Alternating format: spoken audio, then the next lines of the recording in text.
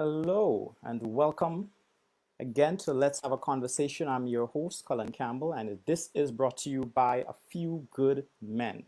Now, this is a platform that gives us an opportunity to have conversations that truly matter to our generation.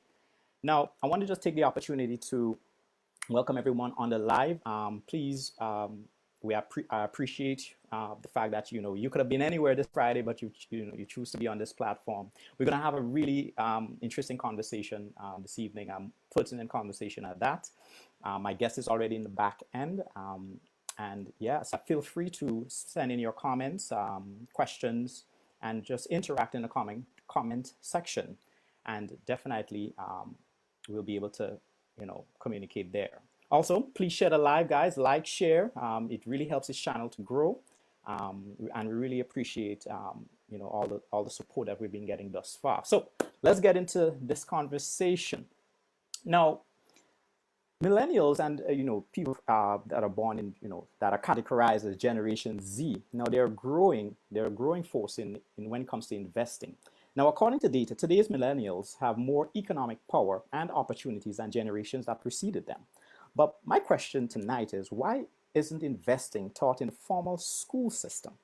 I mean, I think that should be the number one subject. However, it's not. But our next guest on Let's Have a Conversation is digital marketer and investor Christina Charles. Now, she will enlighten us on her journey towards financial freedom. So let's take the opportunity to welcome Ms. Charles to the platform for the very first time. Good night, everyone. Good I hope night. you can see me. How are you feeling? A little nervous, but Yeah. excited. It's my first live, so bear with me, guys. Yeah, a little nervous is good. Like I said, this is a program we're building, and we're really trying to engage young people, um, and just attract young people to let's have intelligent conversation on things that really matter for our generation. And I appreciate you coming on this platform. So I'd just like you to take the opportunity to introduce yourself to the public. Yes, let Absolutely. everybody know who you are. Yes. So, for those of you who don't know me, my name is Christina Charles. I'm 28 years old. I spent most of my life growing up in Grenada. I attended St. Joseph's Convent, St. George's, and graduated from there in 2010. I currently reside in New York, and I've been here just about 8 years now.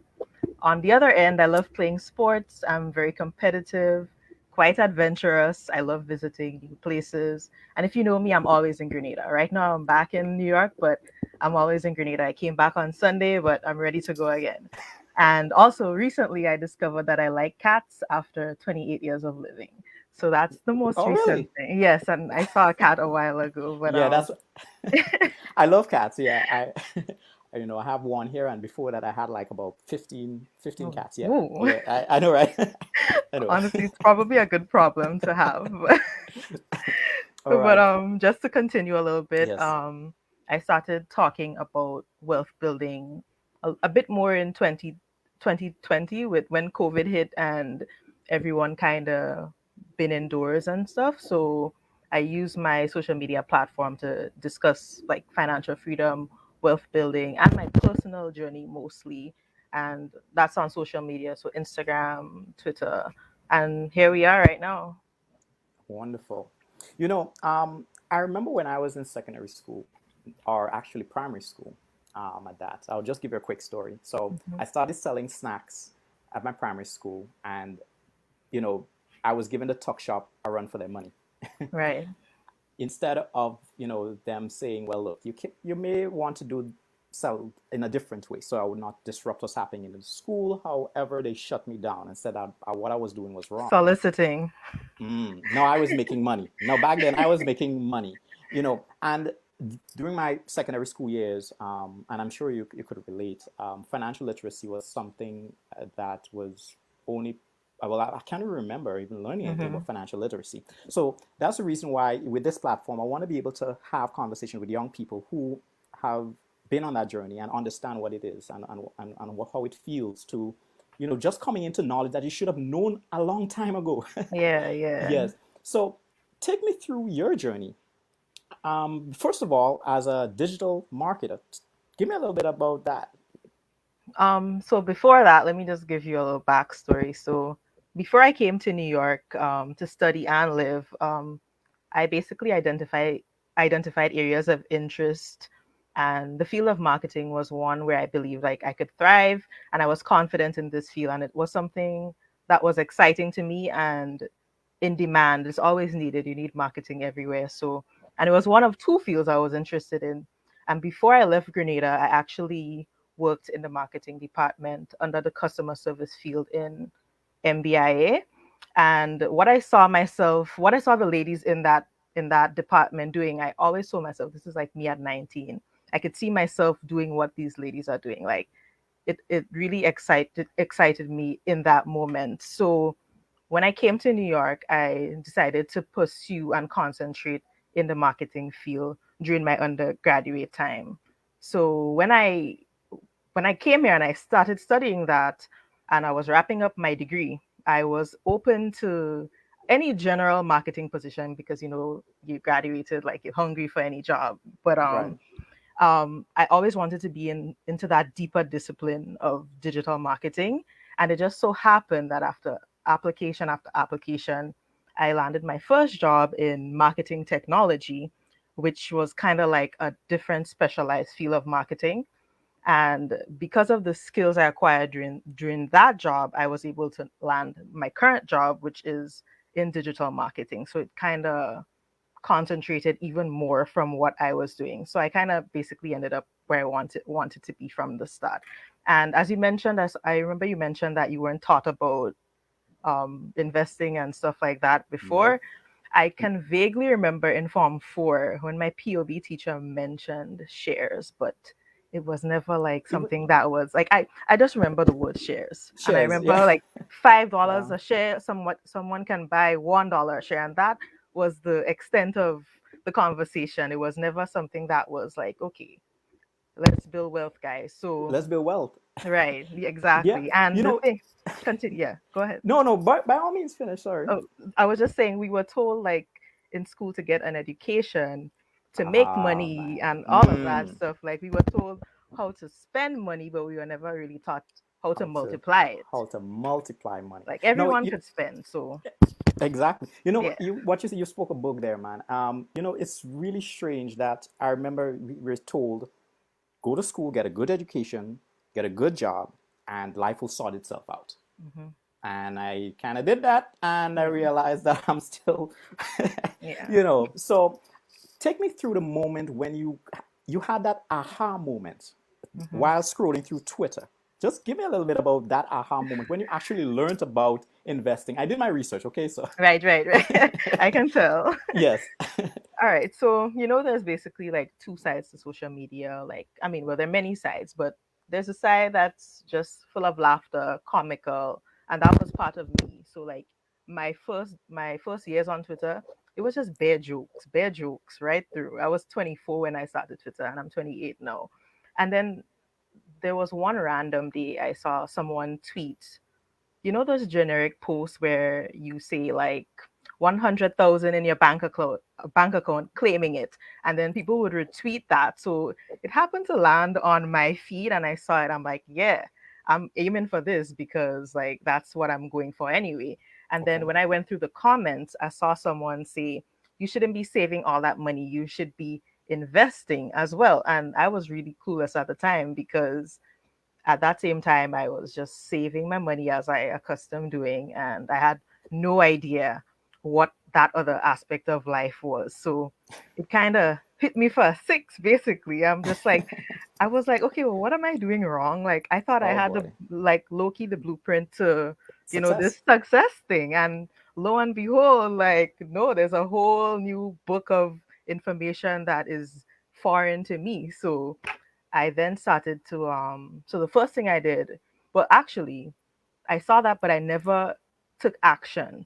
That post probably took me 3 times to see before I decided to take some action on what I'm seeing. So I actually bought a course called Stock Market Gems in 2020. And that's what kind of got the ball rolling for me. And I remember it said like if the interest rate on your savings account is less than the rate of inflation, you're Uh-huh. losing the spending power that as you leave that money in your savings account, and like you may have the physical cash, but the purchasing power will be less over time. So I'm like, okay, I have XYZ in my savings account right now. Your girl is building every month. She's seeing that money just stack, Growing. stack, Uh, fool myself, you know. So I mean, but it was still a good problem to have for me.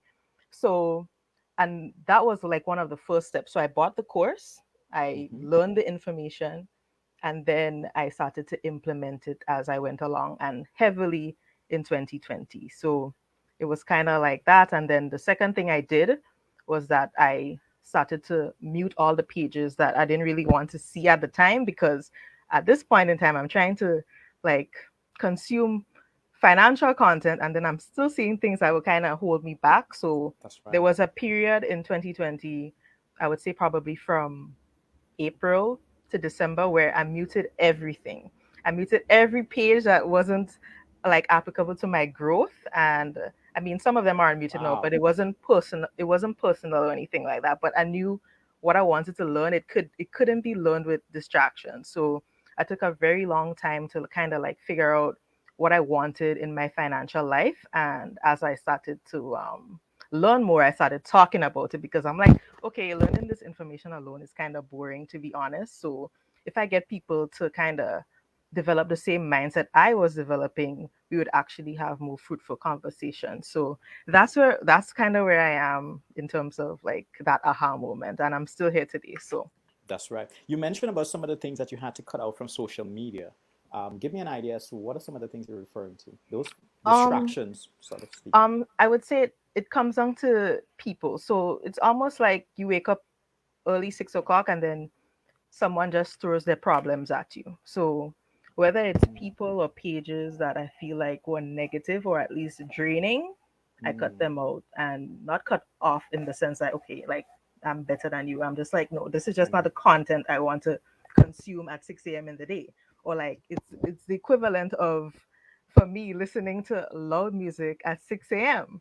Some people may not, some people may be able to do that, but I like peace and quiet. And that's why I like being in Grenada, because at 6 a.m. I'll be outside and I'm hearing the birds outside, like no mm. music, nothing. So that's kind of like, that's what got me to the next level, just kind of blocking out. And then someone actually recommended that to me. And that's one of the best decisions I've ever made over the this trajectory I've been on. So Okay. So before we get deeper into this conversation, I know from a little research, and also you said on this program that you're a big saver, so you save a lot, right. right? Save your salary. So give me an idea as to how to the extent that you would go to save money Okay, before we so go in further. let me start from the beginning. Yeah. So the year is 2015 when I'm working, maybe 2016. So I'm working undergrad part time. I think my salary was $11 an hour. So I was making, a little change, nothing too serious to talk about. But I always told myself like I would have between $800 and $1,000 like minimum in my account. So I'm not, no big set of money is coming in, but I definitely told myself like I don't want to go below $800 as a student. Like I had other things and other small responsibilities to do within that Mm-hmm. time. But so like in that case, I think that was a start for me, like unknowingly to me, that I had a small plan for my money. And that's why they always say if you can't manage 100, you can't manage 1,000. So for Exactly. me, managing that small amount wasn't anything. Like when I got the next job, my first marketing technology position, my eyes never opened up. Why, like, wow, this is more money. Like I never felt excitement about an increase in salary once I got out there, because yes, it's more, but like your expenses, my expenses kind of remain the same, and that's what I've been doing at every single level. So right now I'm making way much more than the $11 an hour, and I work full time now, but money doesn't excite me in that way, because it's always me thinking like 10 years out. So, and I never want to see it get below a certain figure. Well, Otherwise I start, like, that's panicking. not me, that's not me. So Okay. yeah, so it's really my practices that have me in this point. And I think it's me being very intentional with my money as well. I've never Mm, been like a crazy spender. So like in my second job there, when I started working with my degree, I really only spent money on my commute. Like my mom is probably on this life. She's always used to tell me like your money's never good to spend on yourself. And to this day, like, like it gives me good insight because sometimes you could kind of hoard it to yourself a little too much, and Mm-hmm. everything in moderation basically. So while I love seeing my money grow, I still need to be mindful that I need to take care of myself as well and do the things that are necessary. I'm not cheap, but I can be frugal. It's kind of like a thing, but That's yeah. Wow. yeah, it's a good But problem to have again. So again, yeah. Well, let's say hello to mommy if mommy's on the live. Hello. good night, good night. All right. So I really want to get into the meat of the matter. Now I would say you published an ebook, um, which, to be honest with you, last year I was scrolling through Instagram and I keep seeing this how to invest in Grenada sponsored posts, and I'm like, what is that? What is that? Finally, I clicked on it, and I found you, and I'm like, oh, damn, I like that. A young person who's actually bold enough to say, look, Grenadians could invest as any foreign investor, but we just need the blueprint. Right. So essentially, your book, and I'll just post it here so that everybody can see, it's essentially a blueprint to investing in Grenada. So I'm just going to only show the hard copy, guys. Investing in the Caribbean, actually, not Grenada, but investing in the Caribbean is the title. My apologies. But it's really, I would call it a blueprint. And it's simple to read, and it's very educational. So take me through the process of you deciding to write a book Okay, on so investing. Yes.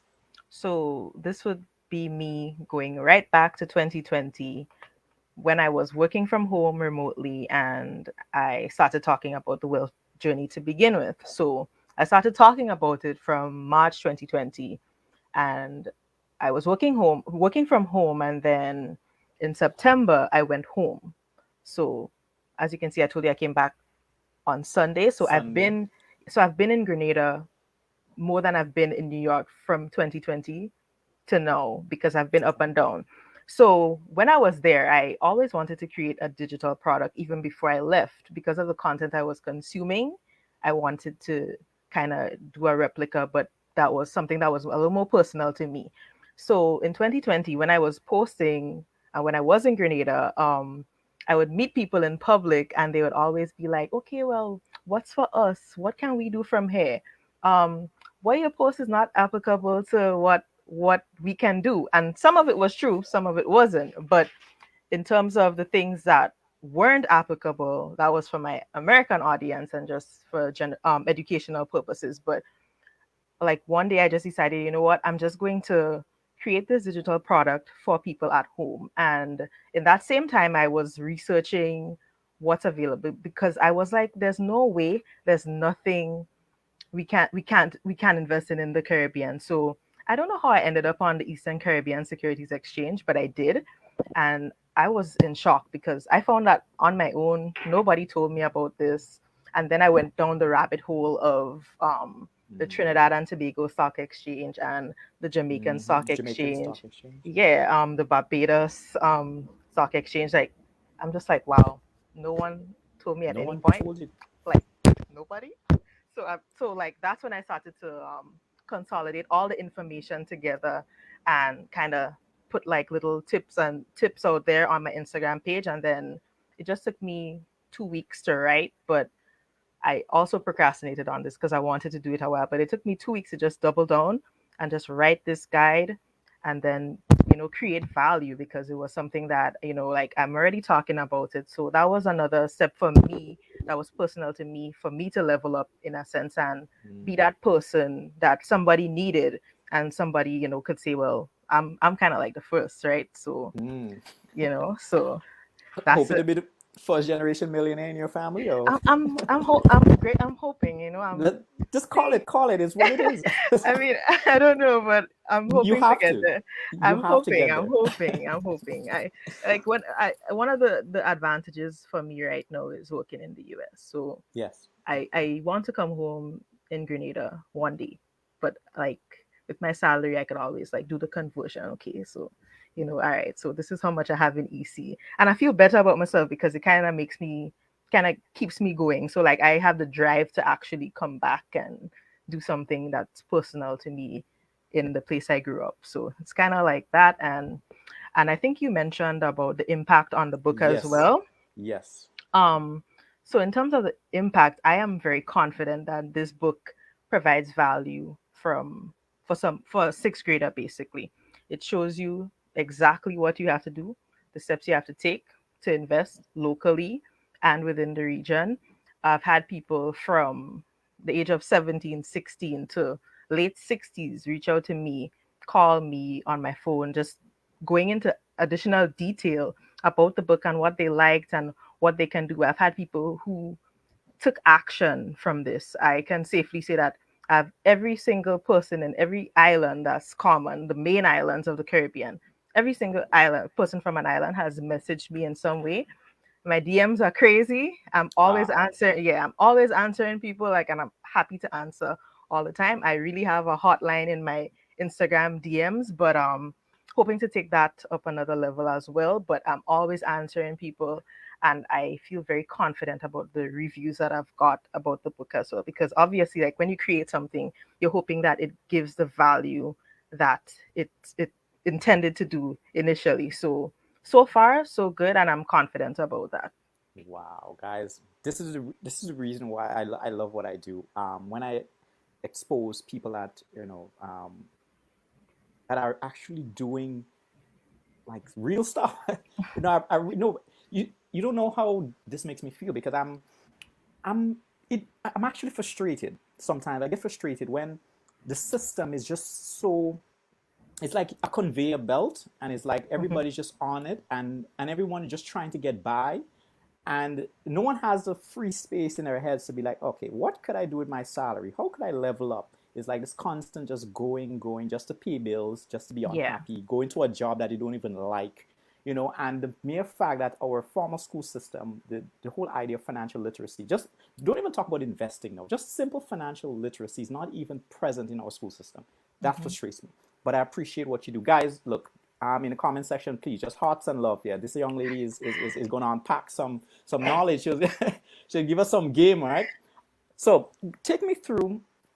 Um, so you're an investor, right? Hmm. Right. What type of investments are you engaged in, and what successes have you had in that field thus far? So I am a long-term investor. That's what I consider myself to be. I typically purchase exchange traded funds, which are commonly known as ETFs. I also purchase single company stocks, and I have a small percentage of cryptocurrencies. And in Ooh. terms of Mhm. success, I would say I have winners, I have losers, but overall, because I'm a long-term investor, this it doesn't really matter what the markets are currently doing. The markets are down. My account still has been able to grow and flourish, and because of all the buying points I've bought at over the time frame, I'm still in a good position, and I don't plan to touch these things That's right. until like anytime soon. Like my goal is to just buy and hold until I'm old and And let it hopefully, appreciate in yeah, value. exactly. Compound interest will do its Compound thing. interest. And that's the benefits of being a long-term investor. So ETFs, Mm, stocks, those are my main babies. Those are like the boring investing is the best investing, and that's what I'm doing, and that's what I've been preaching to people as well, because day trading might take all your money. yes. And if you do choose to invest, let it be the boring investing first before you choose to dabble your money in anything else that is just hype at the time. And Mm. you might in the future lose your money and stuff like that either way. So, Okay. So I remember a few years ago, I got into this IML forex trading. I did the course mhm. because I was like, look, all right. First of all, I was on work, right?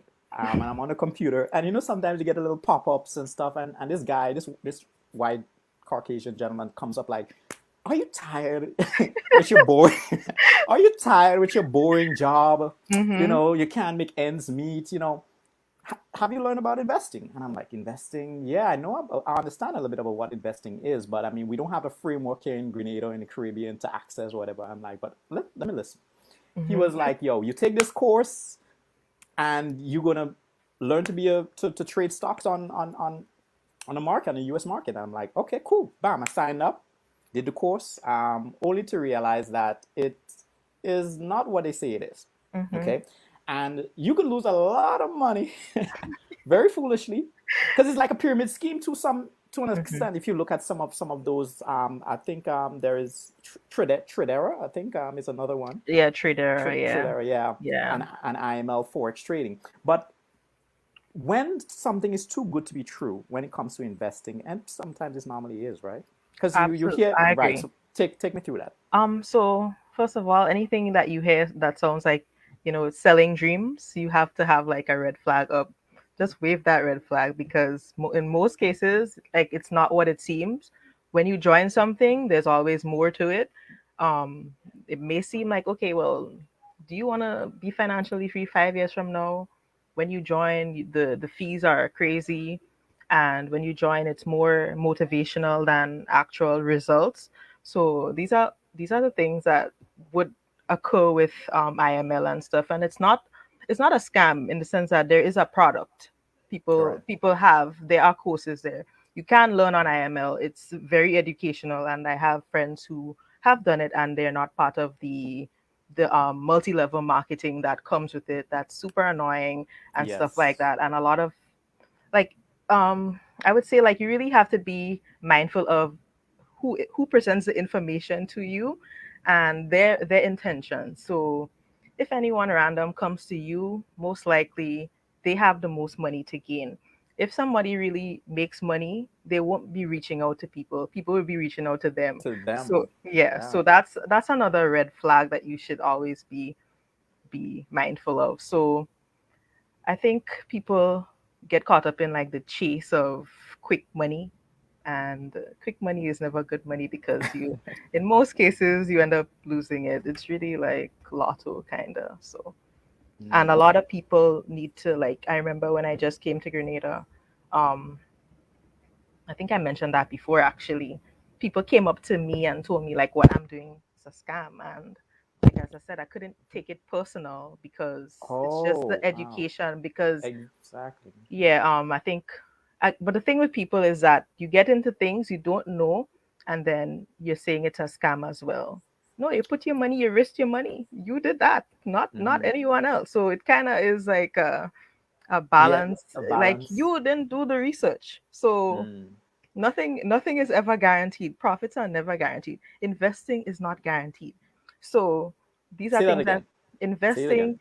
like you can lose everything, but like you need to take some time. Not everything that is the hottest thing you hear about means that you'll gain from it. But take a step back and ask yourself, okay, why is this? If it feels good, too good to be true, then it is. Like it's a little too weird, you're gonna lose your money. You're So gonna lose your money.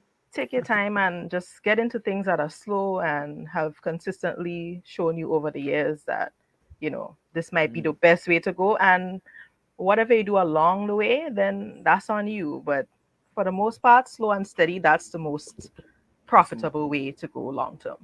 Okay. So let's all right. So let's put it the Grenada in context, and then we'll take it up a notch when it get with regards to the U.S. market.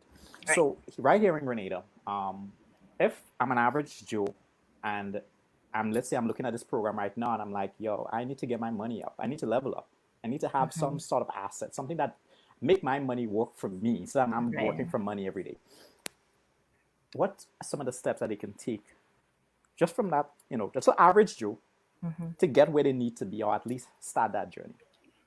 Yeah. So even with the average Joe, I still want to like establish that investing in itself is indeed a privilege.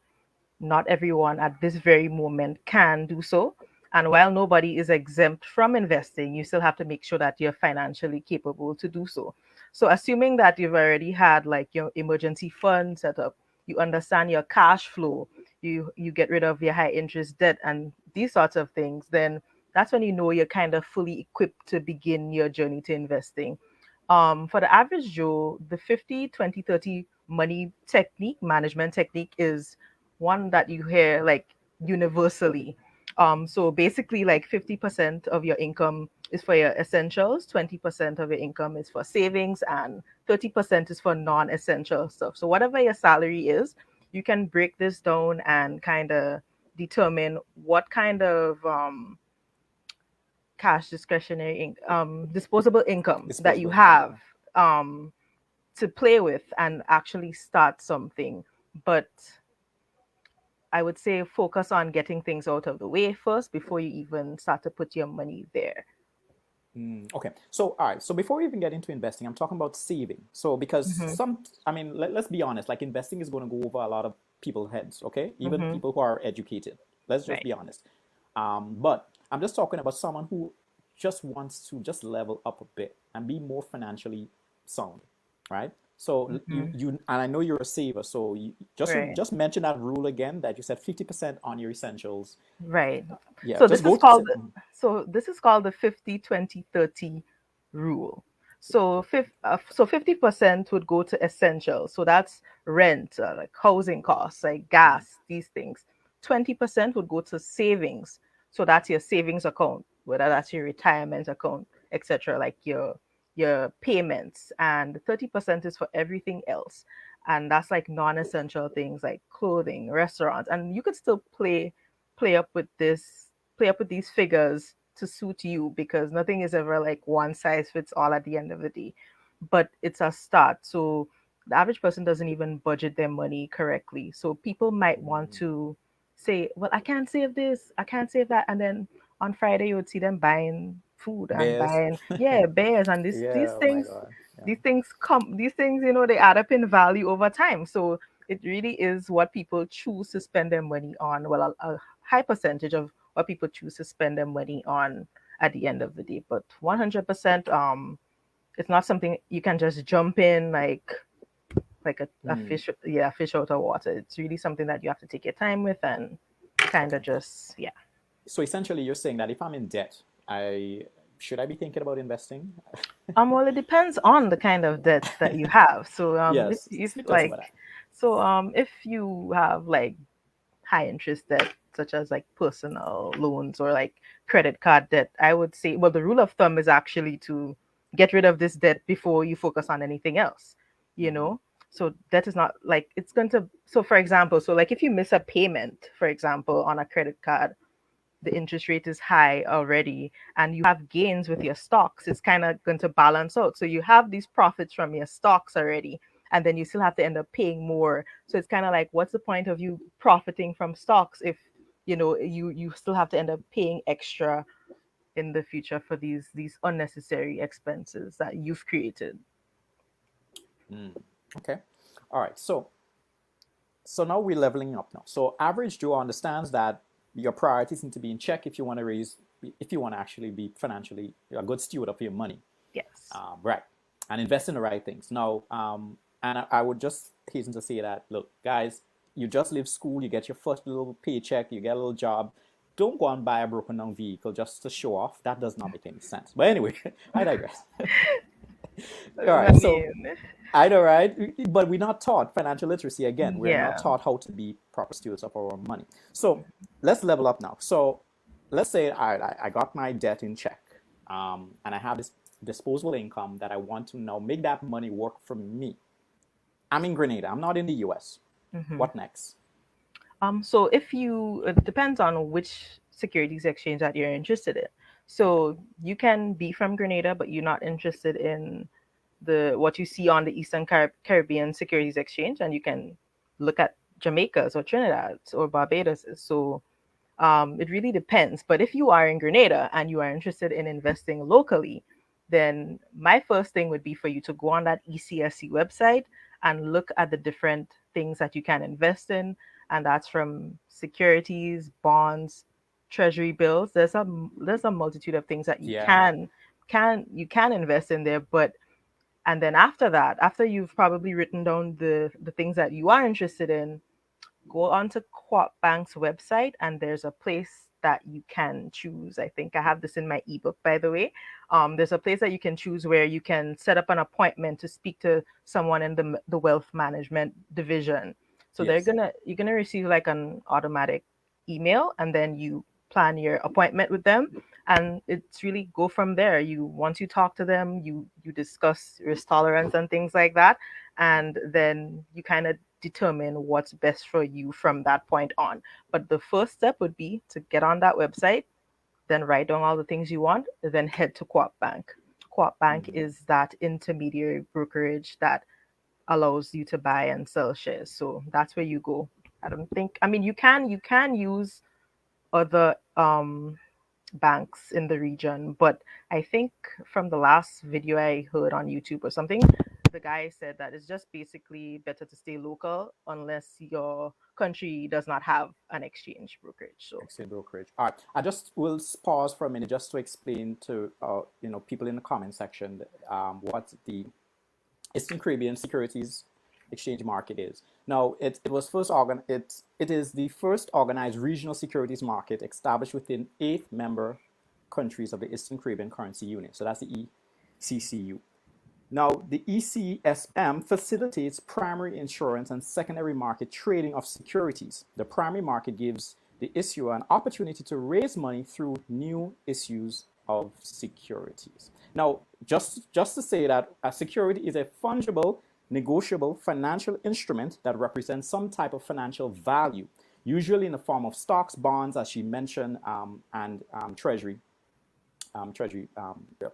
yeah, So just so that people understand what we're talking about, because people, I'm sure the average Joe have no idea what core bank, it's yeah, like, and we always think that it's only for the wealthy, that the poor man can't reach there, and that's the mentality that we need to break. So take me through your process, and because I know sometimes we hear about this and we want to jump in, but there's steps, it doesn't just automatic work out like that. So, what are yeah. some of the other steps that you need to be cognizant of when venturing into investing? I would say that you need to understand the different sectors first before you just decide, okay, I'm going to throw everything into technology. It's really important to diversify before you're saying I'm just going to throw everything into one thing. Um, Investing in itself, it's simple, but it's complex because you can turn twice and your money is up, it's down. So as an investor, you really need to be mindful of the volatility that occurs in the market. You need to have a very level head.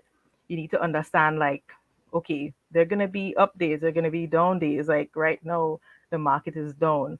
You really have to take a step back and allow the market to do its thing. And again, that really depends on what kind of investor you want to be. So it's kind of tricky in the sense that if you want quick profits, which I don't really recommend in based on the book and everything, but if you want long-term profits, like you just have to be able to get to a comfort level that allows your risk tolerance to be kind of like on a level playing field. We don't want to be, I mean, we don't want to be too anxious about it, but it's definitely something that the stock market is definitely something that should keep you not particularly calm, but calm enough to just ride the waves and have it for the long time. Mm. I remember I used to work in Hubbard's a few Hmm. in the early mid to early 2000s, and they were selling shares in Hubbard's. Oh wow. And yeah, I know, right? Yeah. And I'm like, selling shares. What is that? Like, I didn't pay attention to it, and as I'm doing this program, I'm realizing, oh my God, I missed an opportunity to earn something in a company that could Hmm. have earned me additional revenue. You know, and it's sad, but that's just the case. The pitfalls. I know that you mentioned that just being cautious and not putting all your money into one area, but I know that there's sometimes you're confident that this particular stock is going to is going it's going to make me a multi-billionaire, and you just put all your money into it. Is there such a thing that where you're just so confident that you just put all your money into a stock, or I think is it? it's luck. you know. Luck. Okay. So Yeah, that's it's okay. it's it's really, it comes down to luck. Some people become millionaires off of one thing, and then other people lose everything. It Mm, really comes down to luck at the end of the day, because investments are not guaranteed, and in the market it will have its ups and downs, and it's going to have dips or a loss in value. That's inevitable. You can't control like the market, what the market does. What you can control, however, is like how you react to changes in the market, and like what strategies that you choose to adapt while the market is volatile. So like okay. to prevent yourself from agony, one of the first golden rules is basically that you don't panic sell, because the market is cyclical. So a lot of Mm, people fear when the market is down, and that's when you really make the most money, because when everyone panic sells, you see it as a buying opportunity. Like people like me, I'm glad for the red days, because what it does now, it doesn't matter, you know. I just see it as another buying opportunity. So in terms of like handling like the volatile markets and such, it's really good to diversify your portfolio as well. So, and I just mentioned that because it really means that your investments are spread across like different asset types, and you know, you're really spreading out your own risk. If you're down in one thing heavy, like, and that's all you're in, then that's it for you, really. So if you diversify, those ups and downs will balance out each other. And I would say dollar cost average as well. And that's basically like an investment strategy where you invest in a set amount of money at regular intervals, and that mm-hmm, basically allows you to like reduce the overall cost of your investment. So like it kind of smooth out your purchases at a mm-hmm, price over time. So if I decide to buy Apple just for a little $10 today, you know, the value of it may be a little lower another day, and I would just buy more at the following week, and then the following week. So I get it at different price points, and that's one of the benefits as well. okay. I just like to just refer to the comment section here. Miss Beverly Benoit said that luck is labor under correct knowledge. That's interesting. Luck is, can you repeat Is right. that? So luck, it's on the screen. So luck is labor under correct knowledge. All right. All right. That's an interesting Interesting. one. Interesting. I appreciate Ms. Benoit. I see Miss Shauna Cuffy is also here. She said, let me just put that up. I'm so proud of her. She's living a life of depth and purpose. Ah, yes, yes. Thank you Good night, for Miss Coffee. tell tell her Miss Cuffy is looking. All right, all right, Miss Cuffy. Thank you so much. So I want to find out what is my risk tolerance, right? And how Hmm. do I know what's my risk tolerance? And what should I expect when going into the stock market? Okay, so simply put, your risk tolerance is basically the level of risk that an investor is willing to take. So before investing, you could determine what kind of investor you'll be just by asking yourself, can I handle market drops, market corrections, market crashes?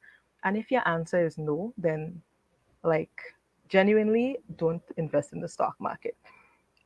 We have different levels of investing, but a person's age, the investment goals, the comfort levels all come into play when determining your risk tolerance. So, an aggressive investor, for example, is someone with a higher risk tolerance, and they're willing to risk more money for higher returns as opposed to a conservative investor.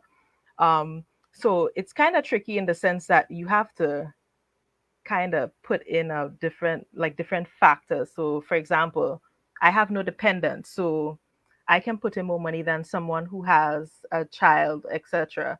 So I have no one depending on me, so I can put in my money. So someone 25 as opposed to 35, the person who's 25, they can definitely risk more money in the sense of a time horizon. They have more time to play with as you go up in age. But someone with 35, they might have kids, etc., and they may have more money, but they have more responsibility.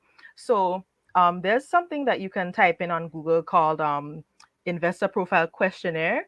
That Investor and profile questionnaire. yeah, so Okay. yeah, so that investor profile questionnaire allows you, like, it asks you a series of questions that kind of tries to figure you out and what kind Mm-hmm. of investor you will be. So it takes into account your age, dependence, how would you react emotionally if the market drops, what would be your first reaction if the market drops, and things like that. So it's really like an automated thing because it's not like a one size fits all to determine your risk tolerance, but it's really like anything else where you kind of figure out what kind of investor you'll be. But for people like me, I am an aggressive investor because of my age right now. I'm just doing stuff. My responsibilities are not at a maximum, so I tend to Mm. just throw money in as much as possible. And as time goes on, not anytime soon, I'll start to probably purchase more bonds and things that are less volatile. Because right now I'm in it for the long run, and I'm also in it for the money as well. So for the investor profile questionnaire, so if you go on Google, for example, you see like a bunch of different websites. I think Vanguard, Charles Schwab. There's one I really liked. I think the name was, I think it's French, so I'm just gonna like call out the letters, but it's LAUTORITE dot QC dot CA, and that one is a really good one, and it tells you what you can afford to put into the market as well, and how you can best how the market can best serve you in any times of distress and panic that you're feeling. Okay. It's interesting. You know, I want to put that in the comment section. So just probably if you could probably type it in the private end, Yeah, and I will just sure, post it in the sure, comment sure. section because I really want our followers to at least have an appreciation as to what we're speaking about. Okay, sure. Okay. So now Let that me. I know my risk tolerance, and I have an idea as to how much I'm willing to lose if I do lose, and I put it all on. I don't know. That's the thing. How do I know what Oh, to put it in? you mean like the website? Yes. So you can use. I'm gonna provide the links that Okay. are gonna help you out. I sent you one actually. Right. So So I'll copy that and I'll paste it in the comment um, section. and I am going to get the others in some time. But it's really like it's a quick scroll, honestly, on Google. Vanguard's own is very good as well as Charles Schwab's. Okay. Okay. Um, so in the sense that what is the best way to invest in a volatile market? Um, yeah. In terms, yeah, break that down for us. Um, Again, I would say in a volatile market, like nothing is guaranteed. So as an investor, you have to be able to just ride it out. So Hmm. whether it's the ups or the downs, that's inevitable. So there's no particular way to invest because it's going to happen whether you want it to or not. Hmm. But as I said, it's best. What's important is how you react to the changes. And sometimes the best reaction is by doing nothing at all. You just have to make sure like your portfolio is diverse in the sense that, okay, if you see the tech sector is down, maybe another sector that you have heavily in like consumer discretionary, like these things are up, so it kind of gives you that sense of peace. But honestly, the best thing to do is nothing, especially as young investors and potential investors listening to this. Just do nothing, just buy and hold. And as I mentioned before, Fidelity studies show that the best investors are dead. So that shows you that the best investing is investing that where you basically do nothing and then you have the most rewards to show for it. So buying and holding has is proven strategy in a Hmm. sense, and it shows that in the long run it works out. And that's specifically for US markets. And I would say like for the Eastern Caribbean Securities Exchange as well, I would love for us to talk so much more than we are about this because in order for that exchange to grow, it really needs people like you and people like me, to be putting our money into these instruments and hoping for, financial gain. And because the Eastern Caribbean Securities Exchange is a bit slower, our kids, our grandkids, and stuff can potentially benefit from that more than us. But it's good to invest in it in the sense that it's another level of diversification. It's another part of the world as opposed to the US markets. Like that there's no going wrong with there. And Jamaica Stock Exchange is very strong as well. Like they're doing really well. If you are interested in investing in them, you can also go onto their page and look at it. It's just not limited to what's on your island, but the other islands have great things to offer as well. Okay. I want to know, so what will decide the amount of profit I make if I invest properly? What determines that? Um, and what sort of money I can generate really? Like how much? Um, Like, all right, I know it varies, but yeah. Um, well, the thing with investing is that you have to invest often and mm, consistently as much as you can. So, telling people to invest $50, it's a start, but it's not going to get you to a level. But if you invest consistently and you probably expect like an 8% return over time, then it's still better than what you're getting in your savings account. But it all really depends on what you put in at first. People who so put in lots of money, their accounts are skyrocketing and their accounts are dipping on days like today. I actually follow this guy. His name is Chris Johnson. His account was $400,000 down, but when he capitalizes on the dips, his account would be way more than $400 on the upside. So the more you invest, the more you can potentially so the rate of gain return is from it. higher. The rate of return is Exactly. higher based on the amount I invest. Now, I just want to be able so that the public understands the conversation. So I'm really just trying to facilitate that. There's a question here from Mr. DeGale. I'm not. You're seeing the question, or you think Yeah. you'll be So able it to take it? says, how Yes. would you How would you describe? describe your particular investment strategy? Picking stocks, buying when the market is down, etc. Great job, by the way, guys. Thank you. Um, yeah. Thank you as well, Mikkel. Hi, I know that guy. So Oh, So for me, I invest in ETF. So an ETF is basically a basket of shares. So whether the market is down, I capitalize on it, but it's not a main point of focus for me.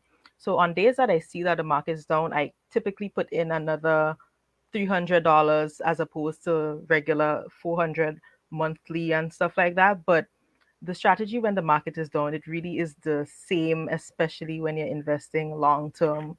Like it doesn't really matter the day. I invest more like almost every day, whether it's $20, 100, I put in something almost every day.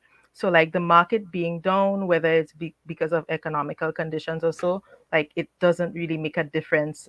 I invest when the market's up as well. So for strategy, for me, it doesn't really apply to me, I would say, because in what for one, like I think if you're a long-term investor, like it doesn't matter. But if you're like a day trader or so, you may probably have to like examine charts and stuff like that. But like for me, it doesn't really matter. okay.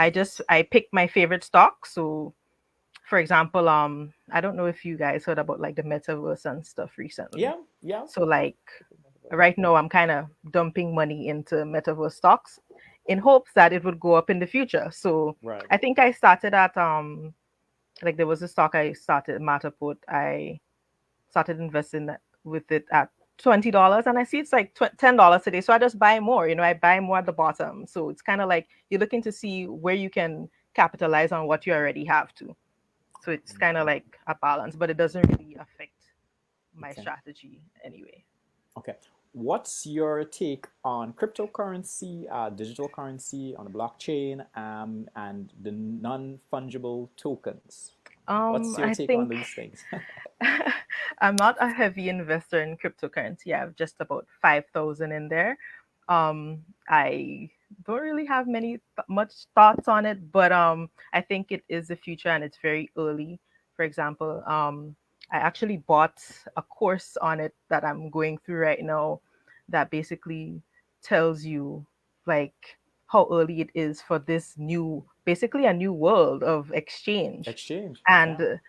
how it would impact the future. Like you could see Bitcoin payments being accepted in different countries. I can't remember the country right now, but like slowly and surely, it's kind of breaking through our regular system right now, and I'm hoping that like my investments in it will probably take off.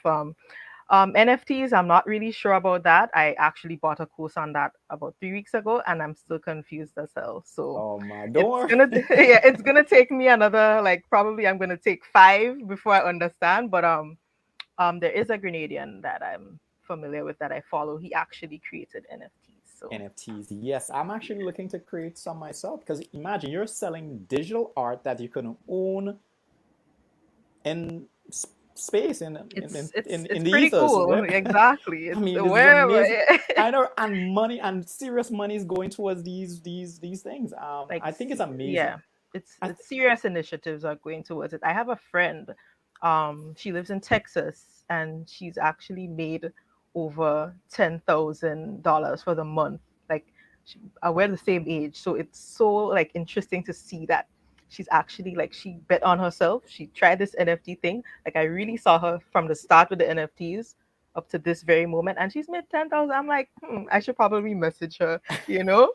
But it's interesting, like people, I mean, it's important to also not jump on every single thing, every jump on yes, every single thing that you see, but the education, that's the bare minimum that you can do. So you don't have to jump on NFTs because everyone else is, but at the same time, there's nothing to lose, so yeah. Miss Curfy says her 13-year-old boy taught her about NFTs. Yeah, I mean, and a Yeah, lot of young children too are hopping on that. hop. I've seen a lot of posts. Well, not a lot, but a couple posts with young kids making money on off NFTs, and I'm like, wow, Man, well, go for it. Like look, there's so many ways to make money like online right now. You just can't keep sleeping on the opportunities. Wake up and opportunities. choose one.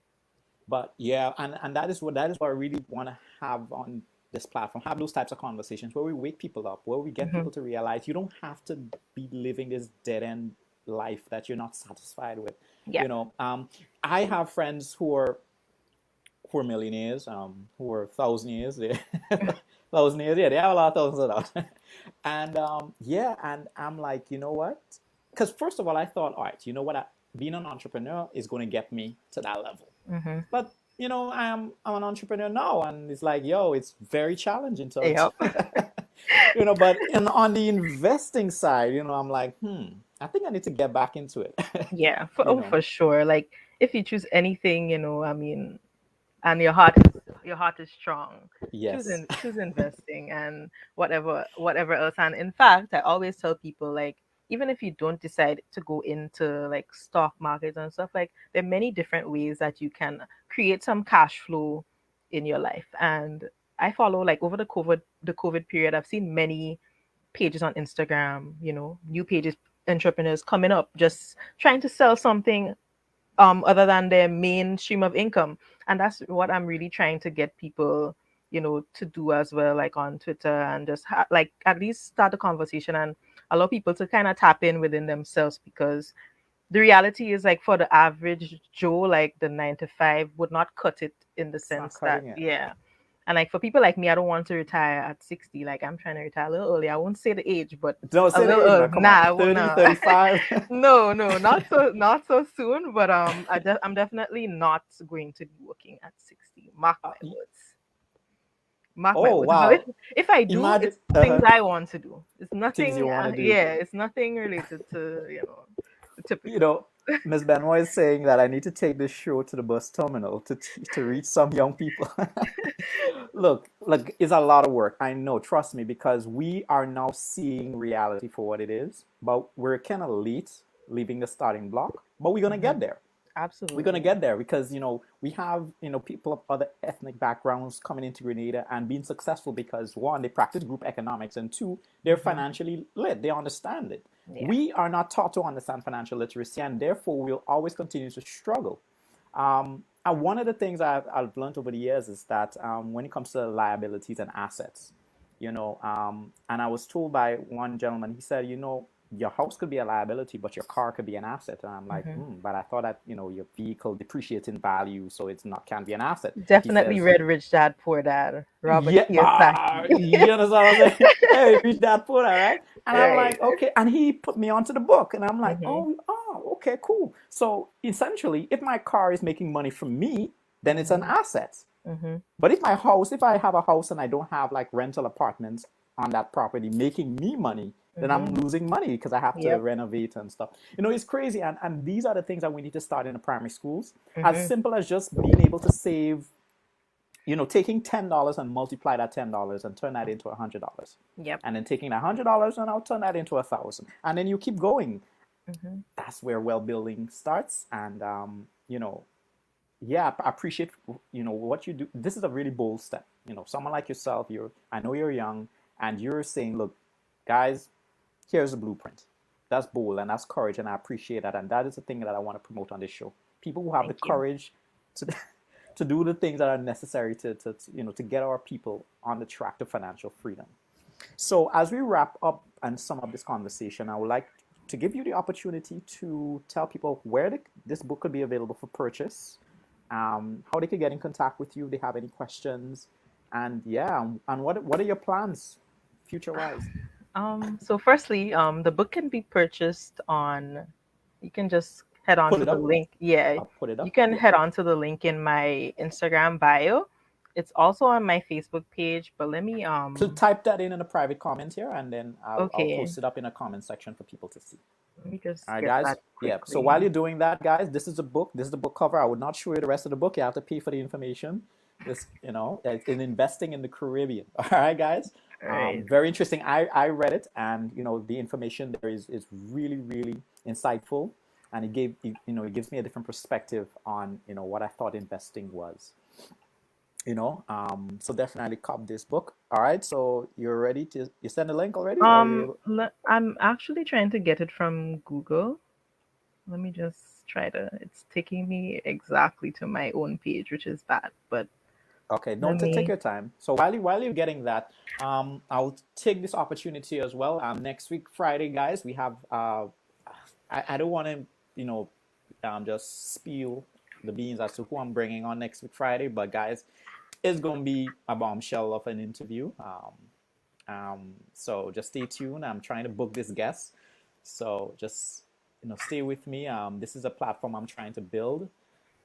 And I want to be able to have intelligent conversation, a conversation that will move us forward as a people, where we understand that in order for us to make it in life, we have to practice group economics, we have to speak about intelligent things, we have to have a conversation, a real conversation about real life issues that are affecting us and how can we solve it. So I see you send. So that's a link. Can you just click on the link to confirm for me All before? right. So I'll click Yeah. on the link, and it's sending me to your page definitely. So that's the link. Okay. All right, So so yeah. let me copy that link, guys. I'm going to copy the link in the comment section, so you can definitely get to see. Um, Click on that link, guys. This is the link that I've just put in the comment section. Ms. Benoit says, "Congratulations, Christina. Thank you, You Miss are so Benoit. articulate." She said that you're articulate, and that's nice, and definitely she is, and that's the reason why I have her on this platform. So yes, so I don't think you was finished. Are you finished with your final I think statements? you asked me a question, right? So the book and next my Yes, future right. yes. Okay. So for the future I'm really trying to, I'm very realistic, right? So I utilize my 9 to 5 to get where I want to go. I'm not going to tell you entrepreneurship is for everyone. I No, it's am not. very much well using this 9 to 5 to, get me ahead. Yes. So I'm trying to level up in my career once again. Might be, just looking, I'm going to continue looking for other opportunities where I can better myself and increase my income over time. I have some goals for 30 plus. I'll be 30 next year. I'm still 28, but I'll be 30 next year. So, I'm just trying to get as high up as I can in my career as possible. And I equally I want to give back to Grenada how I can. So every little year I'm going to do a little more and try to kind of balance the best of both worlds that I'm currently experiencing. But yeah, Wonderful. you'll hear more from me with time. Definitely, and I would definitely invite you back here on this platform because they're loving you in the comment section, guys. This is a conversation. Share the live, guys. Share the live for people who aren't able to take a look at it. Please share the live, and also just hit the like button. Hit the like button, guys, because this kind of information, is very rare coming from a young person, guys. Please support this young lady. Go visit her page, her Instagram, and her site where you could actually purchase the book. How much for the book again? It's Just 12 USD, and I often run sales, but it's 12 and USD. often run sales. All right, guys, Yeah. 12 USD, you can get your life together.